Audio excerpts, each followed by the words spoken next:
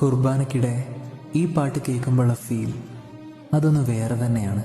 നിൻഗേഹത്തിൽ വാഴുന്നതിനോ പാവനമാം നിൻ മാമലയിങ്കൽ പാർക്കുന്നതിനോ യോഗ്യതയുള്ളോർ എൻ കർത്താവേ ആരീ ഭൂവിൽ.